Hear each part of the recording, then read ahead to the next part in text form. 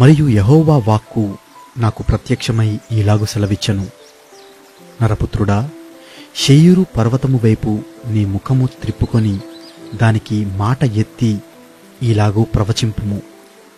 ప్రభువగు యెహోవా సెలవిచ్చునదేమనగా, శేయీరు పర్వతమా, నేను నీకు విరోధినైతిని.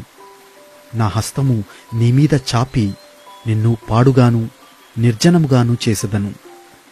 నీవు నిర్జనముగా ఉండునట్లు నీ పట్టణములను ఎడారులుగా చేసెదను. నీవు పాడవదువు. అప్పుడు నేను యెహోవానై ఉన్నానని నీవు తెలుసుకొందువు. ఇశ్రాయేలీయుల ఎడల ఎడతెగని పగ కలిగి వారి దోష సమాప్తి కాలమున వారికి ఉపద్రవము కలిగిన సమయమున నీవు వారిని ఖడ్గమున కప్పగించితివి గనుక నా జీవము తోడు నేను నిన్ను రక్తముగా చేసెదను. రక్తము నిన్ను తరుమును. రక్తము నీకిష్టమాయను గనుక రక్తమే నిన్ను తరుమును. ఇదే ప్రభువగు యెహోవా వాక్కు. వచ్చువారును పోవువారును లేకుండా అందరినీ నిర్మూలము చేసి నేను శేయీరు పర్వతమును పాడుగాను నిర్జనముగాను చేయుదును. అతని పర్వతములను హతమైన వారితో నింపుదును. నీ కొండలలోనూ నీ లోయలలోనూ నీ బాగులన్నిటిలోనూ వారు ఖడ్గము చేత హతులై కూలుదురు. నేను యెహోవానై ఉన్నానని మీరు తెలుసుకొనున్నట్లు నీ పట్టణములు మరలా కట్టబడకుండా ఎల్లప్పుడూ పాడుగా ఉండజేయుదును. యెహోవా అక్కడ నుండినను ఆ 2 జనములను ఆ 2 దేశములను మనవే.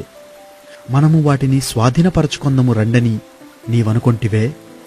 నా జీవము తోడు నీవు వారి ఎడల పట్టిన పగ వలన వారికి చూపిన అసూయ చొప్పునను క్రోధము చొప్పునను నేను నీకు తగిన పని చేసి నిన్ను శిక్షించుట వలన వారికి నన్ను నేనే తెలియపరచుకొందును.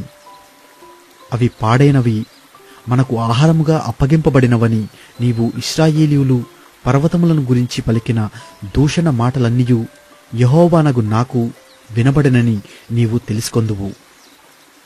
పెద్ద నోరు చేసుకొని వారు నా మీద విస్తారముగా ఆడిన మాటలు నాకు వినబడెను.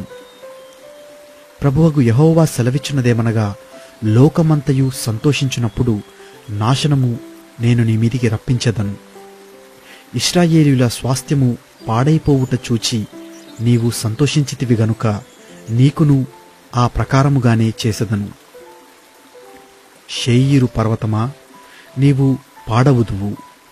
ఏదోము దేశము యావత్తును పాడైపోవును. అప్పుడు నేను యెహోవానై ఉన్నానని వారు తెలుసుకొందురు.